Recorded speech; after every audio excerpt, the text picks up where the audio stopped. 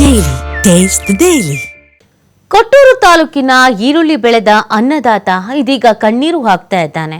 ಕಳೆದ ವಾರ ಸುರಿದಂತ ಮಳೆಯಿಂದ ಮಣ್ಣಿನಲ್ಲಿಯೇ ಕೊಳೆತು ಹೋಗ್ಬಿಟ್ಟಿದೆ ಈರುಳ್ಳಿ. ಬಳ್ಳಾರಿ ಜಿಲ್ಲೆ ಕೊಟ್ಟೂರಿನ ತುಲಹಳ್ಳಿಯಲ್ಲಿ ಕೊಳೆತ ಈರುಳ್ಳಿ ಬೆಳೆ. ವಿಜಯನಗರ ಜಿಲ್ಲೆಯಲ್ಲೂ ಕೂಡ ಮಳೆಗೆ ಈರುಳ್ಳಿ ಬೆಳೆ ಹಾಳಾಗ್ಬಿಟ್ಟಿದೆ. ತುಲಹಳ್ಳಿ ಗ್ರಾಮದಲ್ಲಿ ನೂರಾರು ಎಕರೆಯಲ್ಲಿ ಈರುಳ್ಳಿ ಬೆಳೆ ಹಾನಿಯಾಗಿರುವುದು. ಹೀಗಾಗಿ ಬೆಳೆ ವಿಮೆ ಮಂಜೂರು ಮಾಡುವಂತೆ ಅನ್ನದಾತರು ಆಗ್ರಹಿಸ್ತಾ ಇದ್ದಾರೆ. ರಾಜ್ಯ ಸರ್ಕಾರದಿಂದ ಎಕರೆಗೆ 60,000 ಪರಿಹಾರ ಕೊಡಬೇಕು ಅಂತ ಒತ್ತಾಯಿಸ್ತಾ ಇದ್ದಾರೆ. ಈರುಳ್ಳಿ ಬೆಳೆಗಾರರ ಸಂಘದ ತಾಲೂಕು ಅಧ್ಯಕ್ಷ ಉಮೇಶ್ ಒತ್ತಾಯವನ್ನ ಮಾಡ್ತಾ ಇರೋದು. ಪರಿಹಾರವನ್ನ ನೀಡದೇ ಇದ್ರೆ ಉಗ್ರ ಹೋರಾಟವನ್ನ ಮಾಡಬೇಕಾಗತ್ತೆ ಅನ್ನುವಂಥ ಎಚ್ಚರಿಕೆಯನ್ನ ಕೂಡ ಇದೇ ಸಂದರ್ಭದಲ್ಲಿ ನೀಡ್ತಾ ಇದ್ದಾರೆ.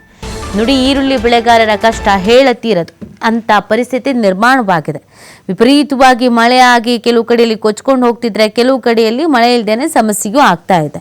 ಇದೀಗ ಇವರು ನಮಗೆ ಪರಿಹಾರ ಅನ್ನೋದು ಬೇಕು ಅನ್ನುವಂಥದ್ದನ್ನು ಆಗ್ರಹಿಸ್ತಾ ಇದ್ದಾರೆ.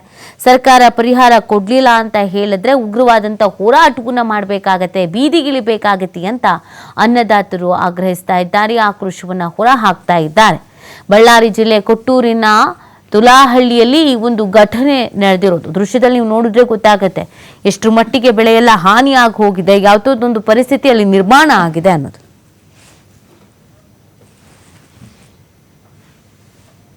ಕಣ್ತೆರೆದು ನೋಡ್ತಾ ಇಲ್ಲ ಸರ್ಕಾರ. ಈ ಕಡೆ ರೈತರ ಕಡೆ ಒಂದ್ ಸ್ವಲ್ಪ ಕಣ್ತೆರೆದು ನೋಡಿ ಎಲ್ಲ ಒಂದ್ ಸ್ವಲ್ಪ ಒಂದು 50,000 ರಿಂದ 60,000 ರೂಪಾಯಿ ಒಂದು ಎಕರೆ ಪರಿಹಾರ ಕೊಡ್ಲೇಬೇಕು.